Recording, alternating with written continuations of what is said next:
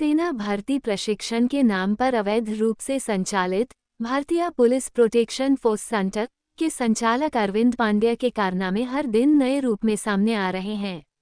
वहीं ठगी के शिकार हुए हजारों पीड़ितों को उनकी रकम कैसे वापस मिलेगी, ये सवाल आज भी अनुत्तरित है। अरविंद के बैंक खातों में कोई बड़ी रकम नहीं मिली है, उसकी अचल संपत्ति का भी कोई सुराग नहीं है और न ही उससे कोई नकदी बरामद हुई है। ठगी के नए पीड़ित और चौंकाने वाले तरीके। उत्तराखंड के अल्मोड़ा जिले के आनंद कुमार ने किशनी थाने में बताया कि सेंटर में भर्ती के लिए उनसे 1.18 लाख रुपये की मांग की गई थी। उन्होंने 2,250 रुपये ऑनलाइन रजिस्ट्रेशन फीस दी थी और उन्हें एक ज्वाइनिंग लेटर व आई कार्ड भी दिया गया था। अरविंद और उसकी सहयोगी महिला मित्र की गिरफ्तारी के बाद उन्हें ठगी का एहसास हुआ। आनंद अपनी ओर से भी एक मामला दर्ज कराएंगे। कन्नौज के एक युवक ने भी अपनी पहचान उजागर किए बिना किशनी पुलिस को बताया कि उसने भी इस ट्रेनिंग सेंटर से प्रशिक्षण लिया था। दाखिले के लिए उससे 1.20 लाख रुपये फीस और 2,100 रुपये रजिस्ट्रेशन फीस ली गई थी। अरविंद यादव ने खुद को डॉक्टर अरविंद यादव और आर्मी अफसर बताया था, वर्दी भी पहने हुए था। एक एग्रीमेंट भी किया गया था जिसमें 3 महीने की ट्रेनिंग, उसके बाद 6 महीने तक ट्रेनिंग के साथ 14,800 रुपये प्रति माह देने और बाद में युवाओं को नेता या अभिनेता की सुरक्षा ड्यूटी में लगाने का वादा किया गया था। पुलिस जांच जारी, फरीदाबाद जाएगी टीम। पुलिस इस मामले में गिरोह के अन्य सदस्यों की तलाश में जुटी है। अरविंद की पहली पत्नी निधि यादव से पूछताछ के लिए पुलिस फरीदाबाद भी जाएगी। गिरोह में शामिल कई अन्य लोगों के बारे में भी पुलिस सुराग लगा रही है। सीएम योगी के साथ एडिटेड तस्वीरें और बाहरी युवाओं को निशाना। अरविंद पांड्या बेहद शातिर अपराधी है।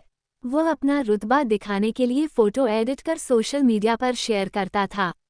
एक तस्वीर में वह सीएम योगी के स्थान पर खुद बैठा है, जिसके पीछे हिंदुस्तान रक्षा धर्म का पोस्टर लगा है। यूपी के मुख्य सचिव संजय प्रसाद व पूर्व एडीजी प्रशांत कुमार भी नजर आते हैं। वो इसी तरह जवानों के साथ तस्वीरें बनवाकर अपने कैंप में लगाता था। ट्रेनिंग सेंटर में थी फायरिंग रेंज और प्रशिक्षण सुविधाएं। अरविंद पांड्या ने जटपुरा चौराहे के पास अपने सेंटर में फायरिंग रेंज भी बना रखी थी। वो एयर गन से हथियार चलाने की ट्रेनिंग देता था।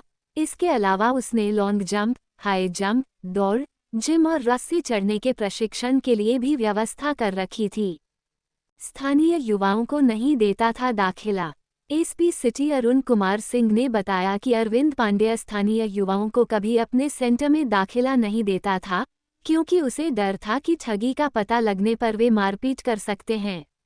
वो यूट्यूब और अन्य सोशल मीडिया प्लेटफॉर्म पर विज्ञापन देकर दूसरे राज्यों के युवाओं को निशाना बनाता था।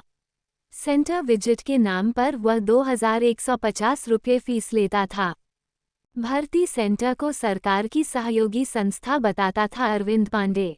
थाने पर पहुंचा उत्तराखंड के अल्मोड़ा जिले के आनंद कुमार ने एक बड़ा खुलासा भी किया है।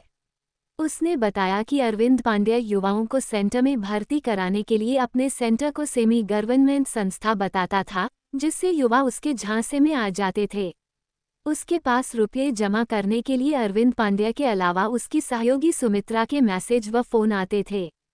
उसके जैसे कई युवा इस जाल में फंसे हैं, जो जल्द ही सामने आएंगे। इसके अलावा आनंद ने बताया कि सेंटर के भीतर आर्मी के कपड़े, आई कार्ड, कैप आदि सामान की बिक्री भी करता था।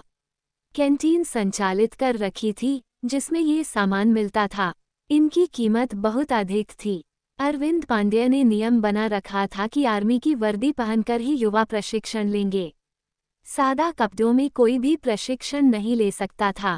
ठगी की दुनिया में अरविंद पांड्या का सफर एक शातिर अपराधी की कहानी। अरविंद पांड्या का परिवार मूल रूप से कुरके राजपुर का रहने वाला है। उसकी मां मीरा ने बताया कि अरविंद 15-20 साल पहले ही परिवार को छोड़कर चला गया था और अब उनका उससे कोई संबंध नहीं है। अरविंद ने 2011 में शिकोहाबाद की निधि यादव से प्रेम विवाह किया था, जिसके बाद उसने परिवार से झगड़ा शुरू कर दिया और उन्हें छोड़कर चला गया। हाई स्कूल भी पास न करने वाले अरविंद ने 2014 में मैनपुरी में मोबाइल की दुकान खोलकर ठगी की दुनिया में कदम रखा। वो सिम खरीदने आने वाले लोगों के दस्तावेजों का इस्तेमाल कर उनके नाम पर बैंकों और फाइनेंस कंपनियों से लोन लेता था। शहर कोतवाली में उसके खिलाफ इस मामले में भी केस दर्ज है। इसके बाद उसने फर्जी तरीके से हिंदुस्तान दंत मंजन के नाम से कंपनी खोली। फिर 2019 में मिस इंडिया प्रतियोगिता की तैयारी कराने के नाम पर देशभर की लड़कियों से ठगी की। उसने एक राजनीतिक दल भी बनाया और लोगों को जोड़ने के नाम पर पैसे ऐंठे। इसके बाद national anti corruption crime bureau के नाम से संस्था संचालित कर लोगों को धमकाना शुरू कर दिया। सुमित्रा ठगी का शिकार, फिर गिरोह में शामिल और दूसरी पत्नी। अरविंद के साथ ठगी में शामिल रही उड़ीसा की सुमित्रा को भी पुलिस ने गिरफ्तार किया है। हैरानी की बात यह है कि 2023 में जब अरविंद गिरोर में सेंटर चलाता था, सुमित्रा वहां सेना भर्ती की तैयारी के लिए जुड़ी थी। नौकरी न मिलने पर उसने अरविंद का विरोध किया, तो अरविंद ने उसे अपने केंद्र में ही नौकरी दे दी। बाद में दोनों में नज़दीकियां बढ़ीं और उन्होंने मंदिर में प्रेम विवाह कर लिया। सुमित्रा की उम्र 21 और अरविंद की 40 वर्ष से अधिक है।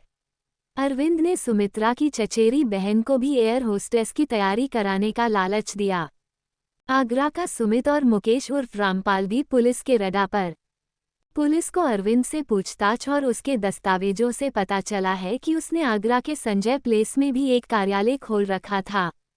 यहाँ उसने सुमित नाम के एक वीडियो एडिटर को नौकरी पर रखा था, जिसने अरविंद के लिए आर्मी कैप्टन का फर्जी आई कार्ड तैयार किया था। अरविंद ने बताया कि YouTube चैनल पर अपलोड किए जाने वाले वीडियो की एडिटिंग का काम सुमित का था।